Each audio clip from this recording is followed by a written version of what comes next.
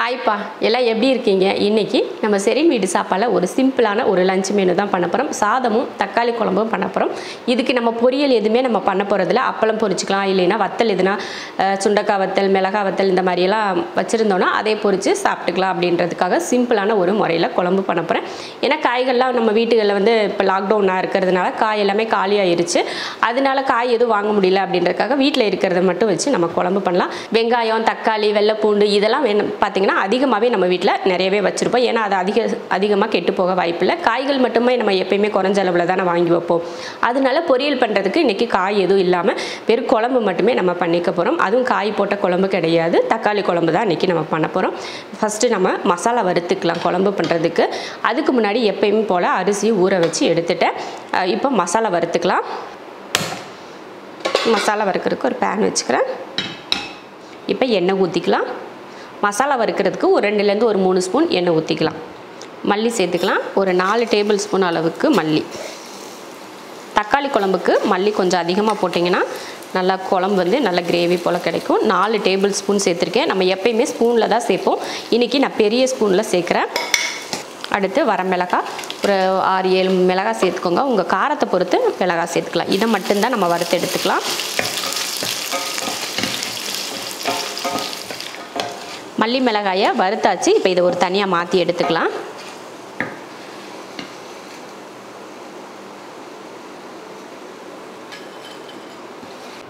அவ்வளோதான். மல்லியை பார்த்திங்கன்னா மல்லி மிளகாயும் வறுத்து எடுத்தாச்சு. இப்போ இருக்கிற அதே எண்ணெயில் நம்ம தக்காளி சேர்த்துக்க போகிறோம். நான் வந்து 5 தக்காளி எடுத்திருக்கேன். நல்ல மீடியம் சைஸ் தக்காளியாக 5 தக்காளி எடுத்திருக்கேன். இப்போ அதே எண்ணெயில் நம்ம இதையை போட்டு வதக்கி எடுத்துக்கலாம்.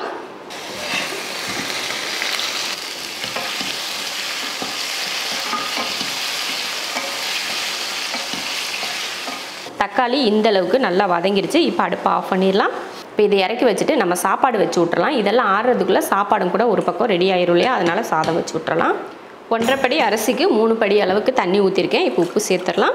உப்பு சேர்த்துட்டு மூடி வச்சிடலாம். 3 விசில் விட்டு ஆஃப் பண்ணிக்கலாம். இப்போ வந்து விசில் வர ஆரம்பிக்க போது அதுங்களே நம்ம மசாலாலாம் ரெடி பண்ணி வச்சிட்டோம்னா விசில் வந்ததுமே இறக்கி வச்சுட்டு தாளித்து விட்றலாம். நல்லா ஆறிடுச்சு. இப்போ மிக்சி ஜாரில் போட்டுக்கலாம்.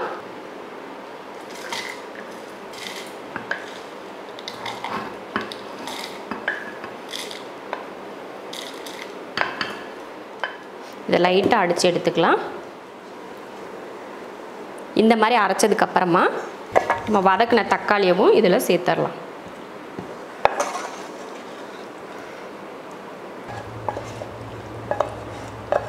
இப்போ இதையும் அரைச்சி எடுத்துடலாம். தண்ணியெல்லாம் ஊற்ற தேவையில்லை, தக்காளியில் இருக்க தண்ணியே போதும். இப்போ வந்து நம்ம மசாலா வந்து ரெடி பண்ணிட்டோம்.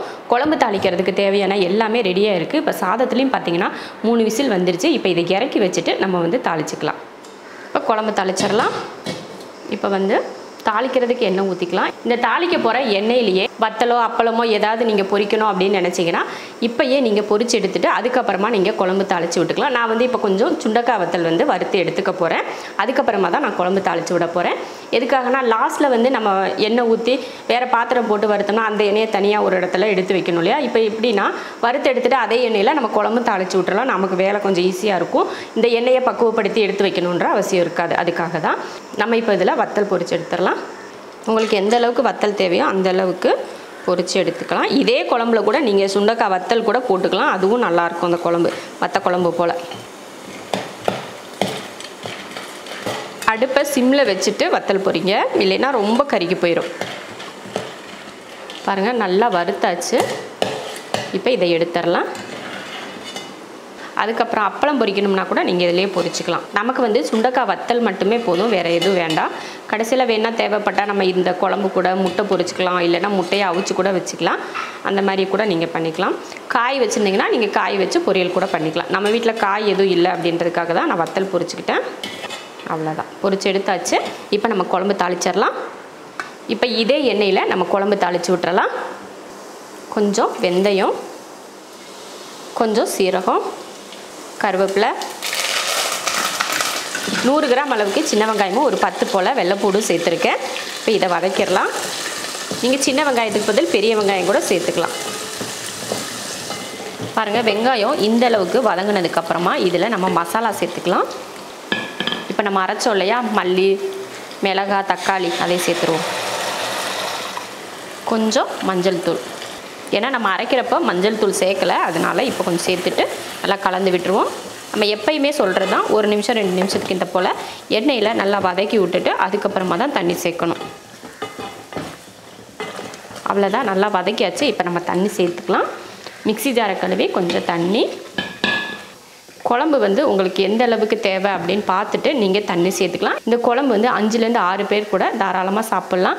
நினைப்பீங்க இது வந்து கம்மியாக குழம்பு இருக்குது, இது எப்படி பத்தும் அப்படின்னு நினைப்பீங்க. நம்ம வீட்டை பொறுத்த வரைக்கும் குழம்பு வந்து அந்தளவுக்கு யாரும் அதிகமாக ஊற்றி சாப்பிட மாட்டாங்க. நம்ம வீட்டில் இது சொல்லப்போனால் 2 நேரத்துக்கே இருக்கும், அந்தளவுக்கு தான் குழம்பு இது கரெக்டாக. ஆனால் நல்லா சாப்பிட்றவங்களுக்கு பார்த்திங்கன்னா இது 1 நேரத்துக்கு சரியாக இருக்கும். 5 பேர் சாப்பிட்றதுக்கு தாராளமாக இருக்கும். அப்புறம் குழம்புக்கு தேவையான உப்பு சேர்த்துடலாம். உப்பு சேர்த்துட்டு உங்களுக்கு இதில் புளி ஊற்றணும் அப்படின்னு நினச்சிங்கன்னா, நம்ம மசாலா ஊற்றி இந்த தண்ணியெல்லாம் ஊற்றுறோம் பார்த்திங்களா, அந்த டைமில் கொஞ்சமாக புளி கூட கரைச்சி நீங்கள் ஊற்றிக்கலாம்.